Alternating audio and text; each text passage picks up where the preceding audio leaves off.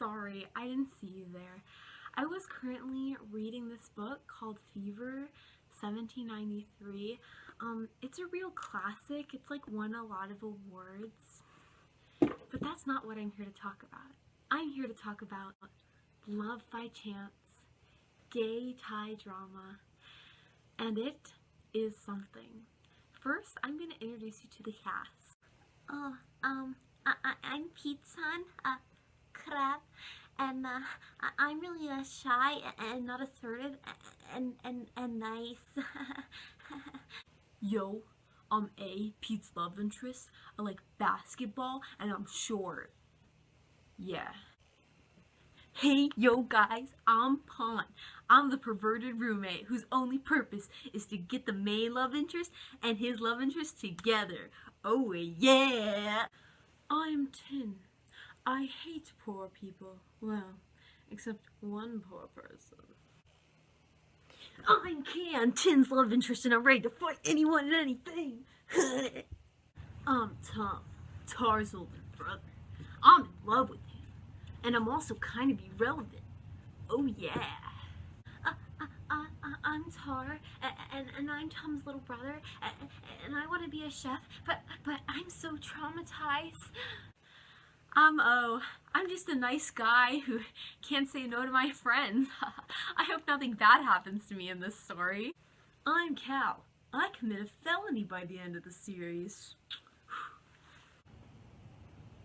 I'm Nick, O's brother. I don't care about him. I'd sell him for like $5, and I do. And that's the cast, and I'm so sorry for what I just put you through. It was so much funnier in my head. Okay, so the first part of this review is gonna be spoiler free, and then after that, I'm gonna tell you, I'll be like, yo, gonna be spoilers from here on out, and y'all can stop, okay? So I'm gonna talk about like the events of the first episode, like really keeping out any spoilers, but it's just the setup, so like, if that's a spoiler to you, like, I don't know what to tell you, okay? So, we're gonna go ahead and show you the first scene, recreated by myself. Oh, I'm just innocent, shy Pete, waiting for my bus by a busy road. I sure do hope nothing like a coincidence happens to me. That would be terrible. What's that? Whoa! What just happened to me? Who was that? Yo, dude, are you okay? I hit you with my bike. I'm so sorry. Oh, you look hurt. Here, I'll take you down to the hospital. I really don't think I need to go to a hospital for being hit by a bike, but you're hot, so okay. So yeah, that's pretty much the setup we have to work with. Pete, you know, shy, innocent Pete, is waiting for his bus, and then A hits him with his bicycle. Then A insists that he's hurt and that he should go to the hospital, so we're working with one of them series, but that's okay. So the next, like 7 episodes basically star Pete and A's relationship as they begin to grow. They start where basically like, you know, A hits him with his bike, then brings him to the hospital, then they keep running into each other on campus, like running into each other, like Pete stalking him, but it's like honestly not creepy. There's much more problematic stuff later, like he's just like kind of showing up to like kind of, that sounds a little creepy, but like A actually plays soccer in the first stupid clip I made. I said he played basketball. That's not true. He plays soccer. So basically, like, Pete kind of starts showing up to the fields and stuff, and he's like, oh, like, where is A? And every time A sees him, though, A's, like, tripping over himself, and he's like, oh, let's get lunch, like, let me do this for you, let me do that, like, and the relationship is very much, like, you know, A's the man, and Pete's the lady, even though they're both men, so you don't need to say that, obviously, they're both men, but, like, Pete's more effeminate, and by more, I mean 100%. I don't think he possesses one masculine quality. I mean, not if there's anything wrong with feminine qualities, there isn't. He has many, many feminine qualities, and some of those are good. Like, he's very kind. Kindness is a great quality. And A is, like, all masculine, like, all passion. And, like, so clearly, whoever was writing this, you know, they were like, that's what I want. So it's a very, like, almost traditional relationship until later.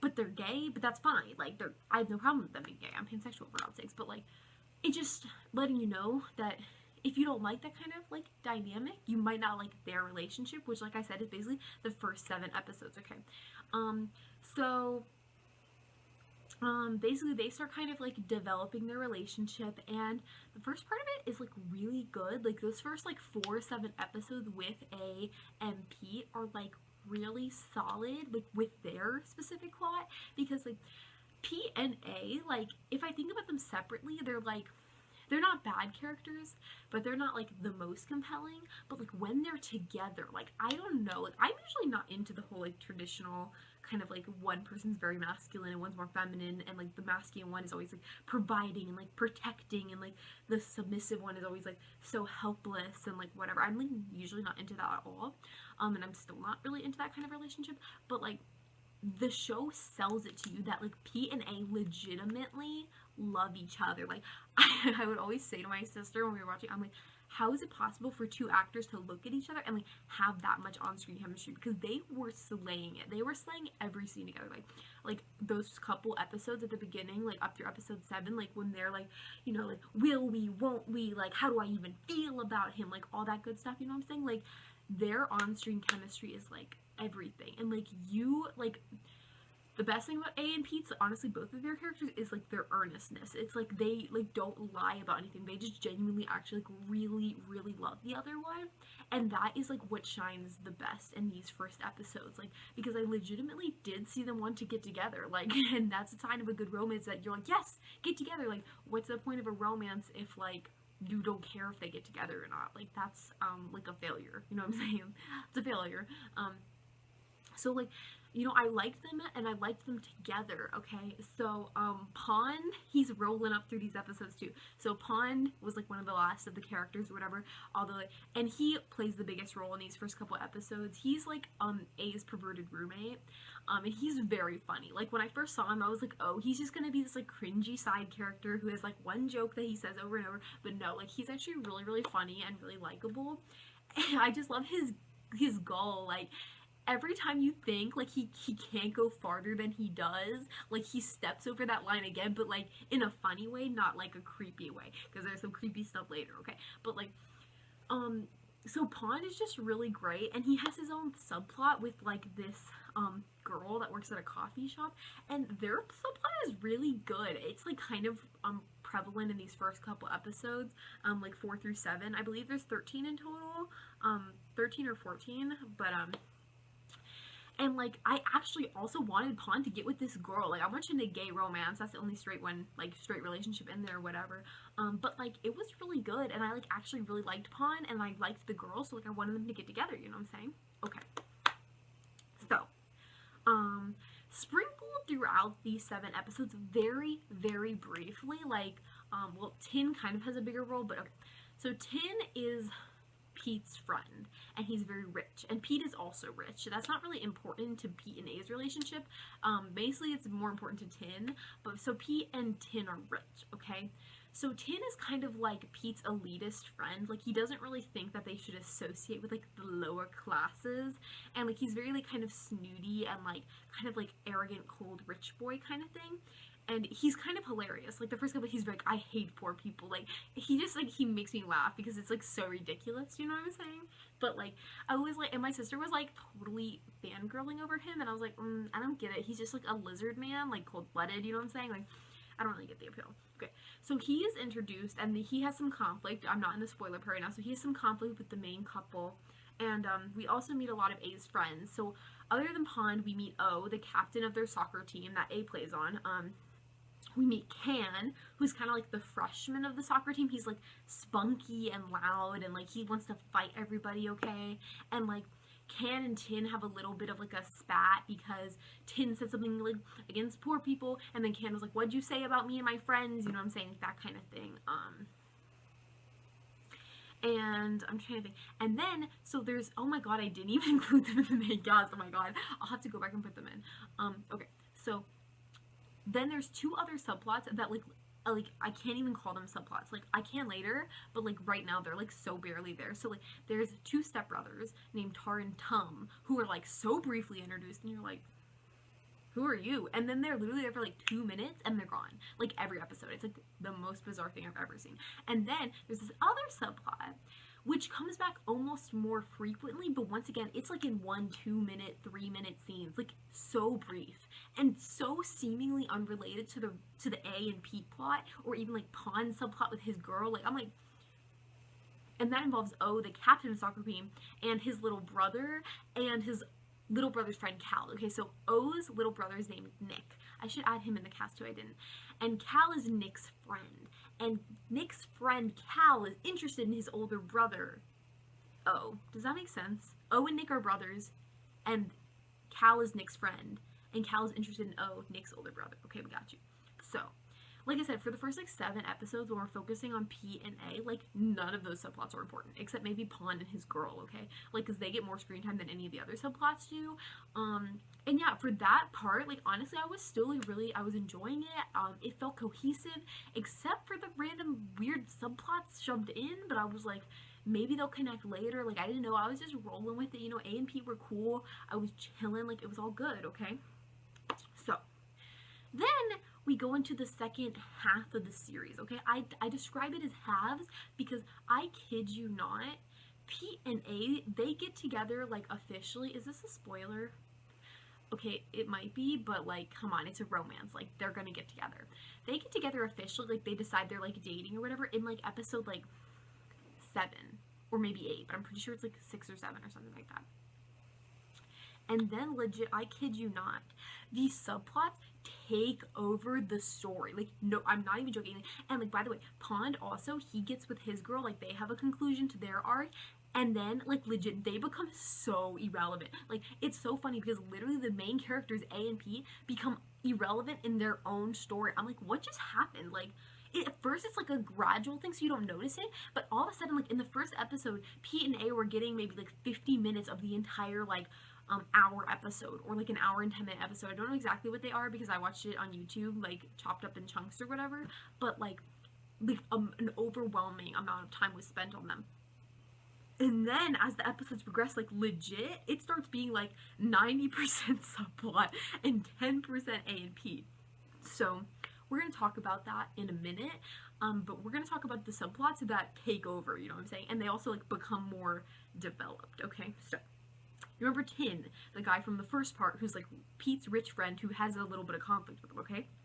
So then he almost out of nowhere, it kind of isn't out of nowhere, which is actually why I think their subplot works the best out of the subplots, because I like Pond's like subplot with the girl, but like I said, they just disappear, so it's like it didn't really feel like anything really happened with them. Like, I mean, there is a conclusion to their little arc or whatever, but then it's like they disappear from the story. Like, Pond is there in a few scenes, but like he's literally just talking for like a minute and he doesn't really add anything. It's just like, I still exist. And his girl's like literally she's just like walking with him and they're like, bye, we're leaving. It's like so weird. Like, they literally vanish. So this subplot is, I think, the subplot that's done the best, okay? So this is the rich guy Tin, who's like elitist, and Can, the freshman on A's soccer team, who's like fighting, okay? So in the first part, they actually like had this little beef going on, okay? And it kind of came up every once in a while, like more frequently than like the stepbrother plot, which I will get into in a second. Like, that was so like brief and like weird and like straight. It was just strangely like cut in the middle, and then like it was 2 seconds and then it was gone, and you were like, what did I just see? Who are those people? Like, I'm so confused. But like, we knew who Tin was already, and we kind of had a good idea of his personality because of his conflict with A and Pete, the main characters. And Can had actually been in quite a few scenes with like A and stuff because they're on the team, so we got to see him interact with the main characters, and we got to really like know who he was. So their subplot like felt like it didn't come out of nowhere because we already kind of knew who they were, and we saw them interact with the main cast, and then the main cast almost kind of brought them together because like the only way they start talking is, like I said, like Tin says some shit about A and like poor people, and then like Can comes at him like, yo, you fucking talking about my bros or whatever. Okay.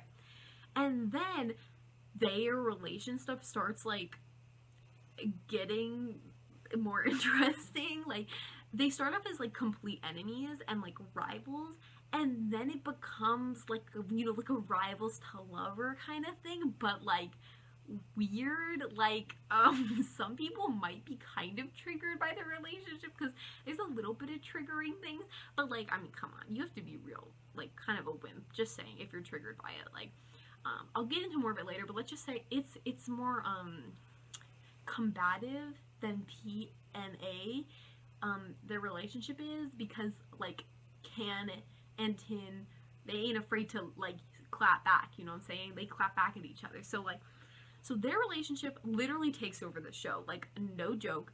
A and Pete become a side plot, not even a good side plot. I'll get into that later. Okay, Can and Tin Can is their ship name, which is like so cute. I'm pretty sure the author did that on purpose, but I don't know. So they kind of take over the show, and honestly, no joke, I love Tin Can. Like, Tin Can is fucking great, like, in my opinion anyway. It's better than A and P. No, A and P was good, like I said, like, the episodes that centered around the relationship, I liked, I enjoyed, I wanted to see them get together, I liked seeing them interact, like, it was very, like, sweet, it was almost so earnest, it was like, oh, like, I don't know, it's, like, hard to explain when, like, someone's just so overwhelmingly, like, kind, and, like, you just know how much they love them, and you're like, oh, that's so touching. That's them. Tin Can is not like that. Tin Can is like, oh, he did, and then it was like, oh, shit, he did, and then, oh, he got him good. Like, that's what it's like, but it's also like, they're in a relationship. And that's what I am here for. That is the quality content I'm here for. So, I actually really enjoyed their subplot, and their subplot, like I said, it takes over the show. So, if you were only there for A and P, maybe leave at that point, I'm not gonna lie.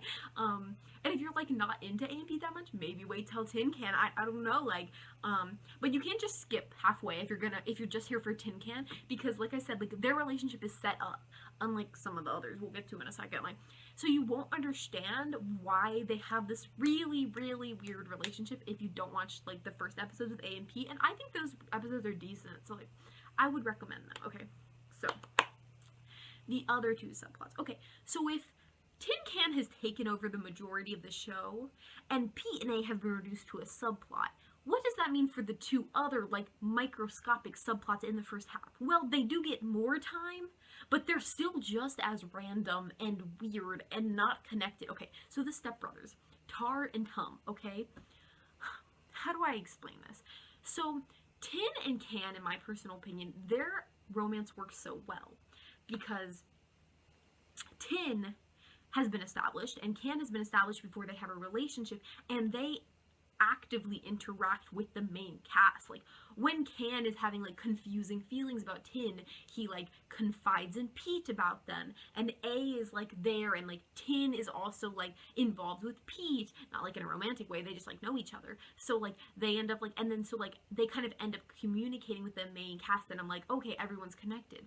Tar and Tum don't even go to their college that they go to. Like, legit, this is the connection, okay? This is what we're doing, okay? So, A is on a soccer team, okay? So, O is the captain of the soccer team. O is that guy I mentioned briefly. He's in one of the subplots, okay? So O has two friends, Type and Champ, I believe. And Type, are you following? Okay, so O's friend, Type, has a boyfriend named, like, Tarn, I think, like that, or something like that. And Tarn used to date Tar, who's different, like, he's one of the stepbrothers. And now Tar and Type are friends. That is the connection to the main plot. What? They are so random. Like, they don't even go to their school. They're not, like, on the soccer team. It's not like they know anybody else. Like, I don't know what to think or say about them. Like, so, you're like, we get it, Dan. It's not connected in any way, but is it good? Is there some good stepbrother action? Well, first of all, if you're not into, like, stepbrothers or anything like that, it'll probably just be, like, off-putting to you, so the only good thing for you is that it's minimal. It does get more screen time towards the end, but once again, really not a lot. Really kind of randomly inserted, and honestly, nothing that, like, graphic happens between them. Like, they don't even, is that a spoiler? Let's just say not a lot of content. Not no content, but no, like, physical contact. Not that much anyway. So if you don't like that, then there you go. But their plot narrative-wise is, it has an arc, but I wouldn't say that I was dying to see it completed. Like it's kind of paint by numbers. Like, I don't know, like they have a conflict and like one is keeping something from the other, and of course their feelings are both secret, and then like they're trying to get through to each other emotionally, but like it's not working because of their own personal problems and like hiding shit. And then at the end, like they complete their arc. But like when I was watching the episodes, I wasn't like, oh my god, I need to know if Tum and Tar get together, or like if they break through to each other, or like what happens to Tum and Tar. I was like, I forgot, literally doing that intro, I forgot about Tum and Tar. Like I had to go back and put them in. Like when I was introducing the cast, like, oh my god, legit, I'm like, because they're just not that interesting. Like Tar's whole thing is that he's like was traumatized in his past and stuff, and like Tum is just older brother. Like they don't have a lot of personality outside of like generally nice, and like Tar's got his whole trauma thing. So, and Tum's only real personality trait is I love Tar and want him to open up to me, which I mean is a character trait, but it's yeah, so they're not the best, but it's not unwatchable. It's not like I was offended by the scenes I was watching. They weren't that, they could have been missing. They could have been something else. They could have been a whole different show. Like, that's the joke. Like, they could have literally been their own thing. They were so not related to the rest of the story. So if you're really into Step Brothers, like, keeping secrets from each other for, like, 7 episodes, and then, like, coming to a conclusion at the end, like, have at thee, but, like, yeah, it wasn't my cup of tea, because it wasn't that compelling narrative-wise, and a lot of the other characters were better, but I digress. Okay, now, O and Cal. Okay, so remember, O is the soccer captain, Cal is O's little brother, whose name is Nick's creepy friend. I say creepy because literally in the first episode, like, the minute little things, okay, they also had, like, I feel like they are somehow also more relevant than Tum and Tar, because at least O, once again, is in scenes with A. Like, so we knew who O was before, like, this creepy little cow dude got in the picture. And while Nick and Cal, like, aren't at their school and they aren't that related, like, O is at least. And so, like, that's one of two, I guess. So yeah, this plot might be triggering to some people. Like, legit, when I first saw it, I was like, oh my god, that's, like, so cute, and, like, a kind of creepy stalker way, you know? So basically, Cal has this, like, crush on O, but he's, like, not gonna tell him how he feels, he's just gonna, like, kind of stalk him, but, like, you know, it's a romance, so stalking is romantic most of the time, so I'm like, oh, like, this is cute, he's, like, too shy to tell him how he feels, he's just, like, oh, like, I don't know, but, as it goes, it gets worse.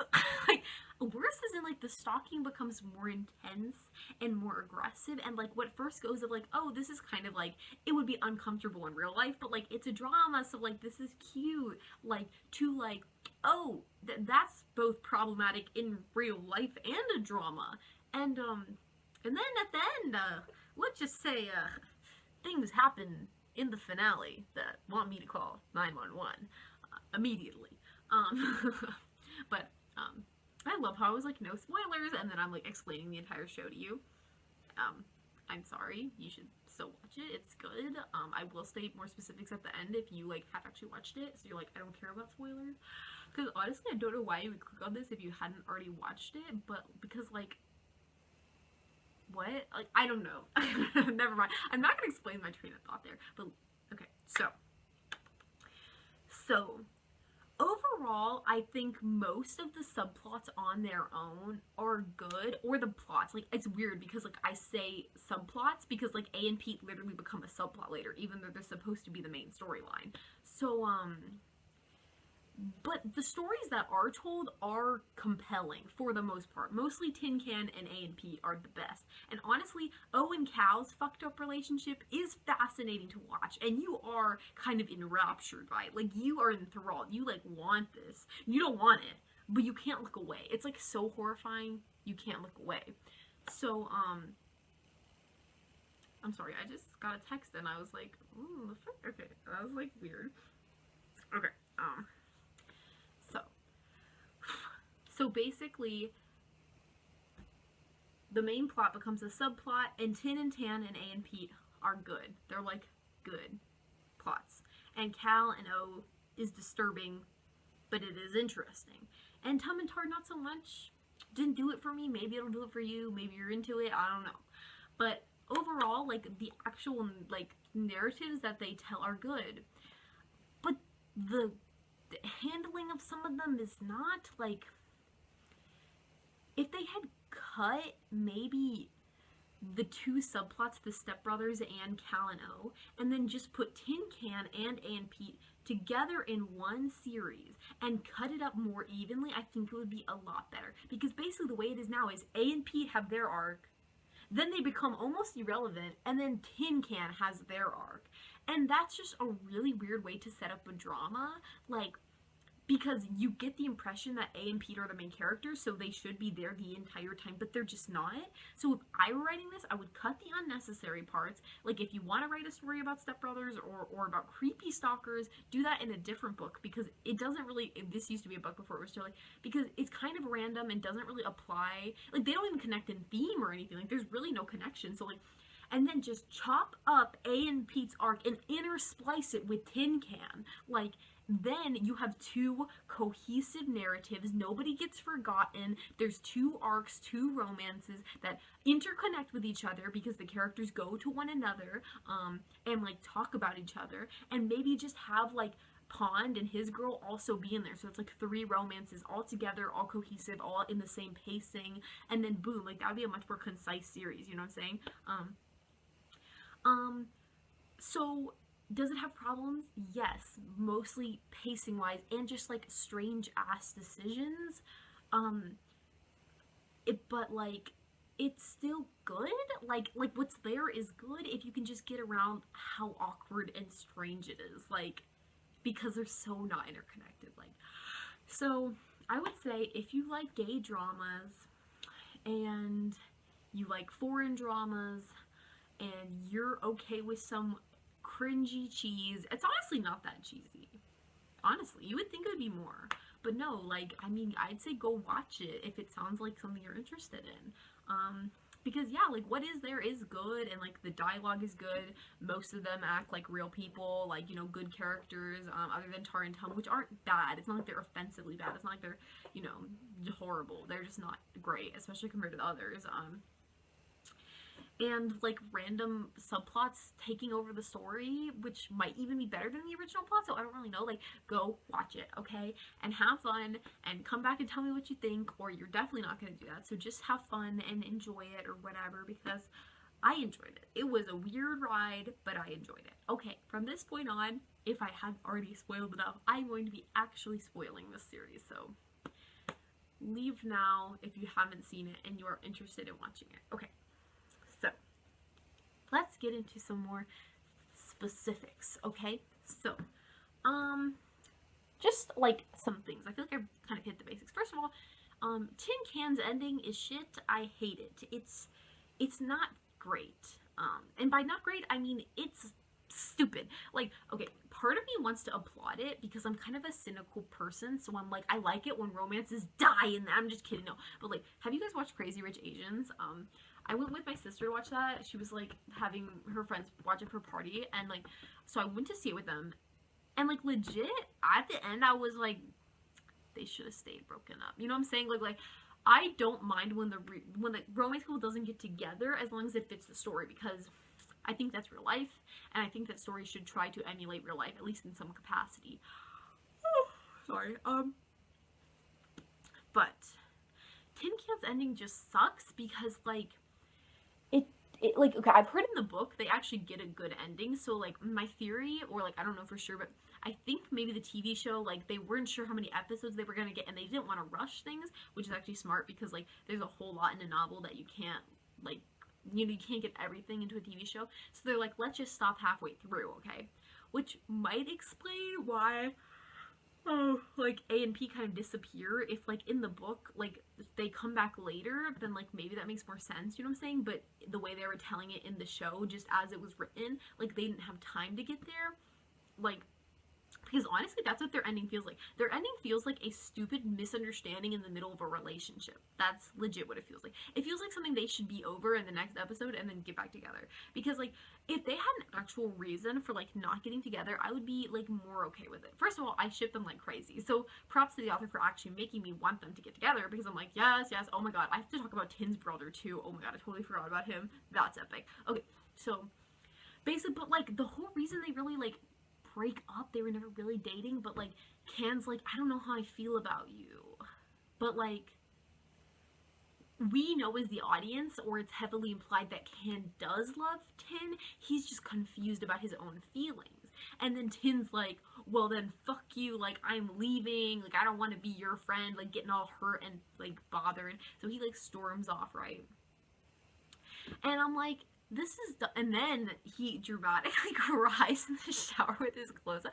Does anyone else see that scene? It was so bizarre. Like, I mean, and legit, like, and he was screaming, like, why does this happen to me? Like, it's all I wanted. But, like, it was not gut-wrenching. It did not make me sad. I was just like, get over yourself, because, like, it doesn't feel like it deserves that kind of reaction. Like, it feels like they're both overreacting. Like, literally, Can just needs, like, some time to sort out his feelings, and, like, Tin is being an overdramatic little shithead.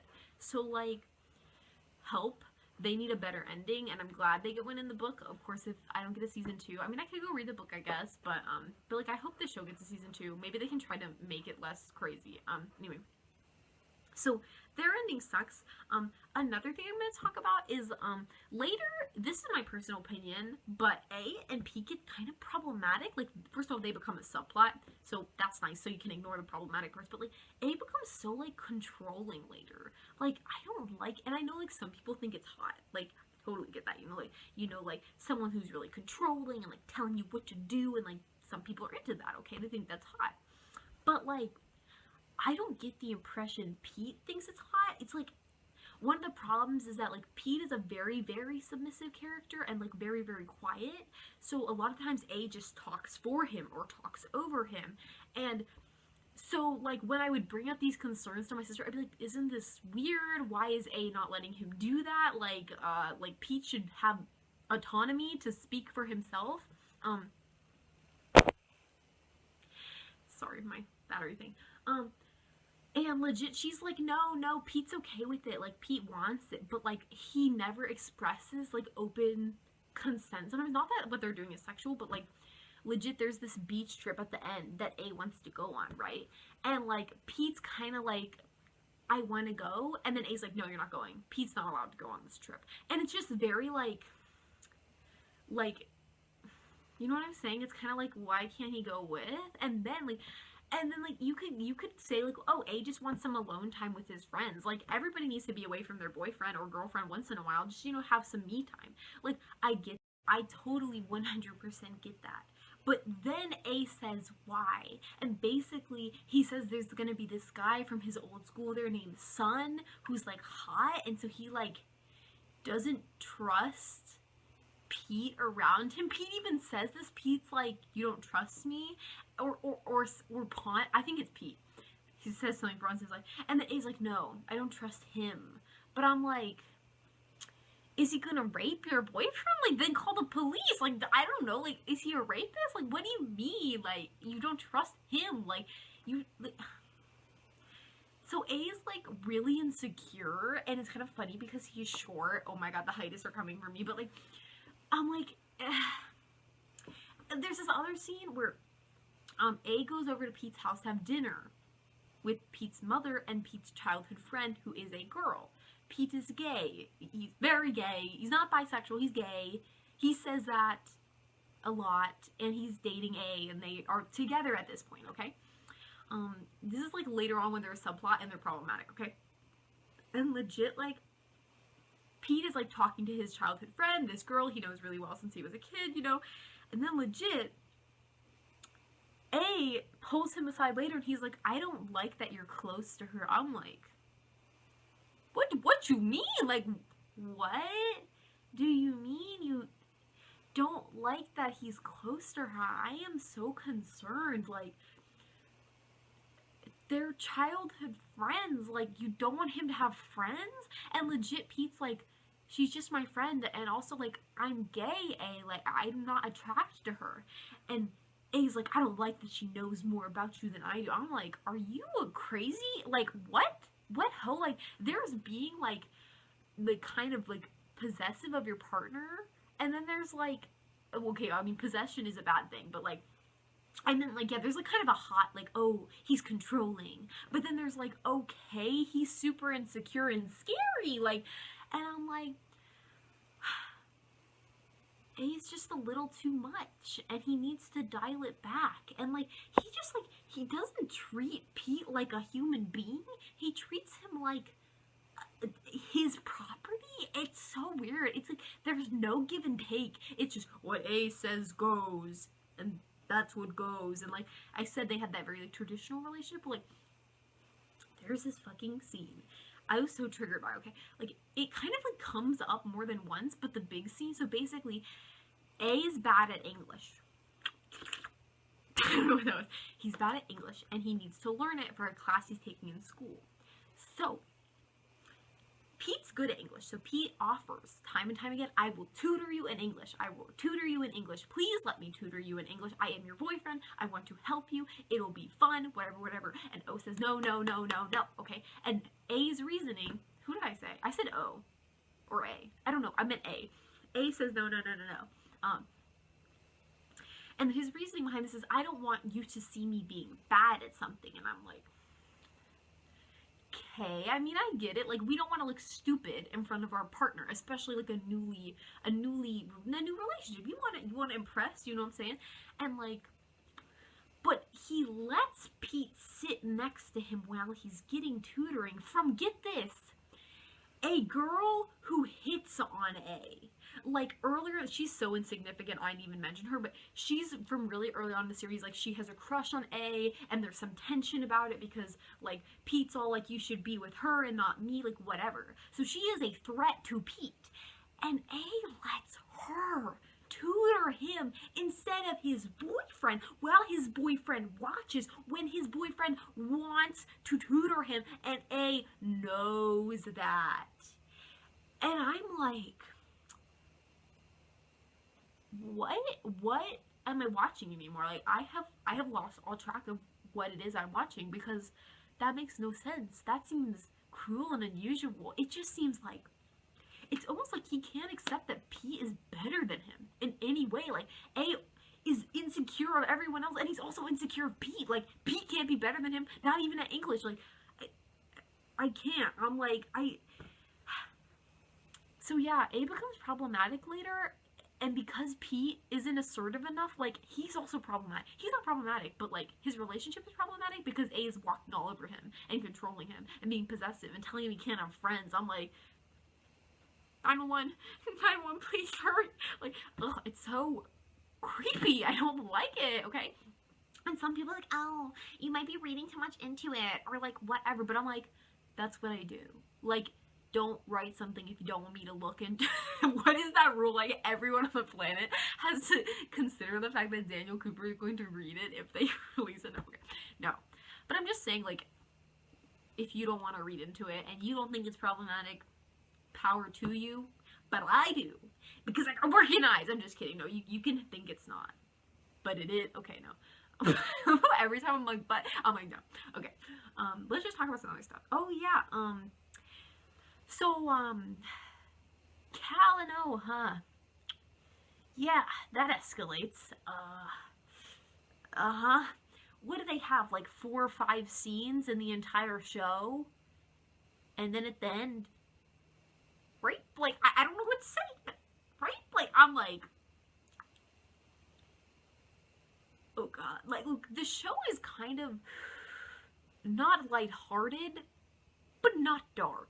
Not dark, like, there's no murder, there's no death, there's no, I mean, Tara's traumatized because he got raped in the past or whatever. I think he got raped by multiple men. I don't really know what Tara's deal is, but, like, I feel like they don't really, like, talk about the trauma. Like, he's just like, I'm traumatized, and then he, like, cries and stuff, but, like, it's not a drama that's gonna make you think about your life or teach you something new about life and grief and struggle and trauma and how to overcome what you've been through. Like, no. It ain't like that, and it ain't trying to be like that. So, for it to go from 0 to 100, Cal just straight up rapes. Oh, like, I'm like,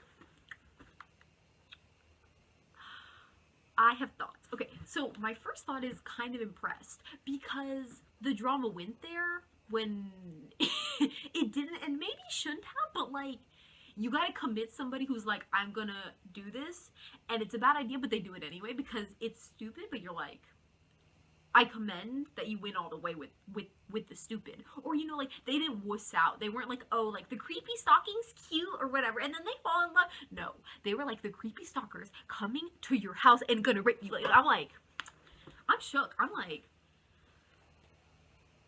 shook. I just don't, I'm like, they actually did it. They actually raped O.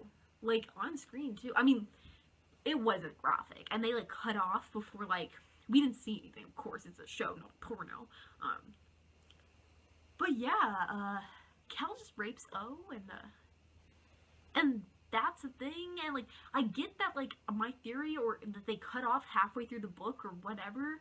So, like, maybe their relationship goes somewhere. But, like, it just kind of ends when Cal rapes him, and then, I mean, and you gotta commend Cal.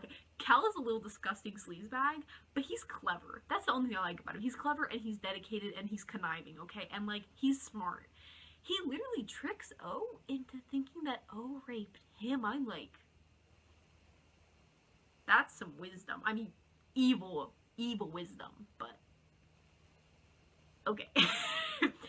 And, like, it totally makes sense that O would totally, like, buy that, too, because O is, like, as we've seen, because his personality is, like, established up the streets, he's very, like, he can't say no to people, and he feels guilty if he doesn't give in to people and stuff, so, like, Cal, like, presenting, and, like, and so now they're dating, and I'm like, what the frick? I'm like, where does this plot go? Why is it here? Like, it doesn't really link into anything. Like, their conclusion is just, like, yeah, right? And I'm like, I feel so bad, bro. He literally did nothing to, he doesn't even know who Cal is. That's, like, the best part about it. It's, like, so fucking funny because, like, Cal, obsessed, you know what I'm saying? Like, gets pictures of him without his knowledge, like, listens in on phone calls, like, sabotages his motorcycle so that he can lay eyes on him. Like, psychotic bastard. You know, I mean, literally rapes him and then lies about him raping him. So, tells you everything you need to know, but, like, O literally knows his name, and the fact that he's his brother's friend who gave him a ride home from school one time. That's all he knows. And now he thinks he raped him, so. I don't really know what to say about that other than what did I just witness, and if that plot does continue, where does it go? Does O ever find out what really happened? Does he ever report Cal to the police? Do they fall in love? Because that would be problematic 1000%. Does Cal realize what he did wrong and come clean, and then O's like so violated but like eventually forgives? I'm like, what the fuck is this? I don't really know what else to say about that subplot other than what the actual shit did I just observe. I mean, the good news, if that sounds really triggering and horrifying to you, and this is the spoiler part, so you either are not interested in watching the show or you've already seen it, but like, it's not that prevalent, even in the later part where the subplots consume the story. Like, it's not that relevant. Like, it's there at the end, he rapes him, like, maybe that whole rape scene's like 10 minutes.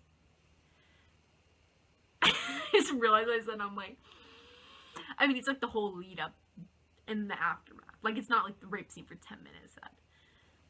very uncomfortable to watch. No, it's brief and you don't really see anything. Definitely enough to make people uncomfortable, though. You know what I'm saying? I mean, 911, you know, but, like, I'm like, also the little brother, like, literally let his friend rape his brother, so bad brother is, like, the understatement of the year. Like, literally sold his brother for, like, girls' phone numbers and dates with girls. I'm like,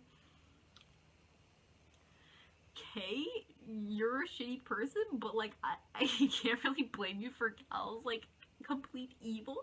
Speaking of complete evil that apparently comes from nowhere, okay, Tin's brother, real quick, okay? So Tin, rich guy who falls in love with Can, and they have, like, a fighting relationship or whatever, kind of combative rivals to lovers, whatever. Tin's, like, the reason why he's all, like, damaged and he can't trust people is that his older brother, when they were children, like, was always, like, his savior, and, like, his older brother was so nice to him, and was always like, I love you, Tin, like, you're my best dude, I'll always protect you, and whatever, whatever, and Tin was like, Oni-chan, I know they're Thai, but whatever, and then legit, Tin overhears his brother on the phone with their mom, and then he's like, I fucking hate him, like, I hate Tin, oh my god, I need not laugh, I hate Tin, Mom, he's so annoying, like, why is he even my brother, like, what, and I'm like, what, like, that's the first part, it gets even worse, I'm like, boy, like, why is this kid pretending to like his little brother? Okay, listen, here's the thing. Adults and teenagers will totally do that shit. Like, you get sophisticated in your malice when you get old, you know what I'm saying? You pretend to be people's friends, you stab them in the back, people get betrayed. But children aren't really that advanced. Usually, like, if they don't like someone, they're usually gonna tell you, and most siblings don't have a problem just being like, you suck, to each other's faces. Not all siblings, but... And it was extra as like I get it, maybe you're like trying to be like cordial to them. Once again, you're a child, so like, do you even know what cordial means? What the frick? But like, say you're like, ugh, I don't really like them, but I'm gonna like just like not say that I hate them because that's mean or something. And then legit, like, but his brother goes all in with like pretending he loves him so much, and it's like, why did you do that? And later it's revealed Tin's brother is a super villain, okay? You must be like, Dan, you made that up, or I watched it, that's not, no. If you look at what he does, he's a super villain, okay? If that wasn't already cartoonishly evil enough, later, Tin says his older brother got him sent abroad to study when Tin did not want to go abroad to study, and his brother knew that Tin did not want to go abroad to study, got his parents to make Tin go abroad to study, then paid people to be Tin's friends at this, like, abroad school, then got these friends that he paid to be Tin's friend, to lead him to a party where there were alcohol and drugs, then called the police on that party so that Tin would get caught and then get arrested and then get disgraced in his parents' eyes, and they would be like disappointed in him and stuff. And then all that, so like he got away with it. He set his brother up, he fucking destroyed him, like, and he could have just left it. Tin would never have known, he would have thought it was bad luck, you know, and he would be disgraced in their parents' eyes or whatever. His brother tells him, he's like, I was the one who sent you abroad, I paid those people to be your friends, you think they'd actually care about you? I was the one that had them take you to that party, I was the one that called the cops, like, and got you in trouble. I'm like, he fucking confesses to everything. Like, if Tin had a tape recorder and then just like pulled it up, bitch, like he'd be caught, okay? Because it wasn't enough to hurt Tin and all those, he had to let Tin know how badly he hated him. He had to let Tin know how malicious it really, he had to know, like, he wanted Tin to suffer. He wanted Tin to suffer with every fraction of his being. And look at all these resources he has. He's paying people to, like, pretend to be Tin's friend. He's pulling strings behind the scenes. He's calling, like, he's a super villain, and anyone who tries to deny that is just fucking wrong. So, like, And, like, if there was an explanation for this, it would be less ridiculous. It would still be ridiculous, but it would be more justifiably ridiculous. Like, maybe Tin is the firstborn, so Tin's gonna get the whole fortune because they're rich.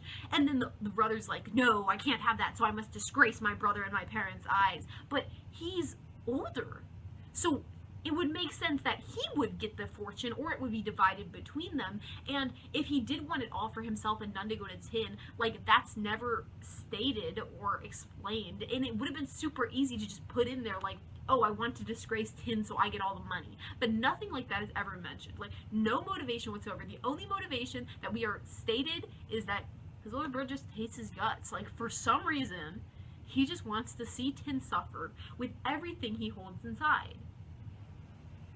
And I laugh because it's so ridiculous. Like, oh my god. The scene where Tin is telling that second half of the backstory to Can in the mall, and Can's like, oh my god, that's so sad. I'm like, is it? I'm like, yo, what is this? I'm like, it's like, it would have been literally equally as sad if Tin was like, my parents were shot in an alley by some criminal, so I traveled the wastelands training with all different kinds of masters in kung fu, and then started creating gadgets to fight crime. Okay, literally just told him Batman's backstory. Like, I'm shook. Like, I'm not really shook. I'm just like, the show can be so smart and so dumb. Okay, it's not that smart. It can be competent and then just stupid. But, like, you win some, you lose some, I guess. Like, okay. Another thing that I just thought of, like, the whole thing with Tin's brother is supposed to explain, like, why he's such a bad person. But that doesn't explain why he hates poor people. Because, like, if he was hurt by a poor person, like, yeah, that would make sense. But his brother's rich like him. So, if anything, wouldn't you think that, like, money corrupts, so you would like poor people better? His whole reasoning, as he says, is like, he tells Pete, like, don't trust the poor people, like, they only want you for your money. But, like, the only person who ever hurt him was his brother, and unless Tin knows something we don't, like, his brother didn't do it for money, he just did it because he hated his guts. So, yeah, questionable plot right there, but it's kind of, you know, a background thing, so whatever, I guess. Let's see, anything else I want to talk about? Tar and Tom admittedly get the best ending, because Cal and O get a conclusion, but Cal rapes him, so that's not a good end. Tin Can just retardedly doesn't get together. Pete and A become irrelevant, like, so long ago, like, so their end is just kind of anticlimactic. So legit, Tar and Tom, even though I don't like their subplot, kind of get the best ending narrative-wise, because it's a conclusion that feels somewhat satisfying. So, good job for stepbrother love. I don't know. One other quick thing I want to mention is, there's this random last scene where A's on that stupid beach trip I mentioned, and it's the last scene with A and P, and like I said, I know, like, they changed stuff. No, I know they took it from a book, so they were probably just trying to be really authentic to the source material, but when you're adapting something, like, you should be faithful to the source material, but you also have to know it's a different medium, so you gotta change some stuff just to make it cleaner, okay? So legit, that stupid beach trip, A and Pete's last scene in the whole series, when their plot ended 15 million episodes ago, like, is A on the phone with his friends. Well, he walked away from his friends on the beach, and he's literally calling Pete, and he's like, I wish you could see these fireworks or whatever, and he's like, I love you, babe, and like all this whatever crap. I mean, and then Pete's like cutting it's cutting to Pete in his apartment. He's like, oh babe, like, me too, like, I wish I was there, I wish you'd let me go, but you're such a fucking insecure douchebag. Anyway, I'm just kidding. But, like, and legit, like, the fucking director, because he's not Nutto, or female director, I don't know who directed it, but, like, legit, like, they make Pete, like, appear next to A, like, because it's, like, that's how close they are, even though they're literally in, you know, different places, but, like, it's just a symbolic thing, and I'm like, yes. So you know what would have made that better? Pete actually being there. Like, it's a small change, and you could be like, why are you getting so crazy about it? It's the last scene of the series with them.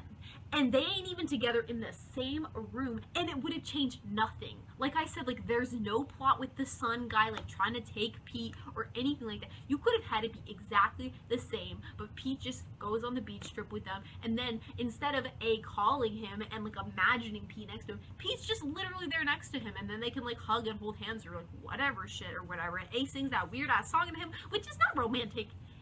It's just weird. I don't like that part. Whatever. Ugh. Okay, I think that's pretty much all I have to say. There were good parts, there were weird parts, there were questionable decisions made by everyone involved in this picture. Not the actors, I meant, like, the writers. The writer of the book, probably, because I think the screenwriters were trying to be very faithful to their vision, but, no, yeah, some things are better adapted. So yeah, that's just how it is. Alright guys, well, thank you for tuning in to this long ass review of Love by Chance, and I hope you enjoyed it. And if you haven't seen the series and for some reason you watched through the spoiler section, like, go and watch it. It's good, unless you don't like high dramas, or it sounds too inconsistent to you, or the Cal-O thing freaks you out, or the Tartum thing freaks you out. Like, whatever, you do you. You do you. Alright, so that's all for me. Bye bye. Peace out. Live your dreams. Okay, bye.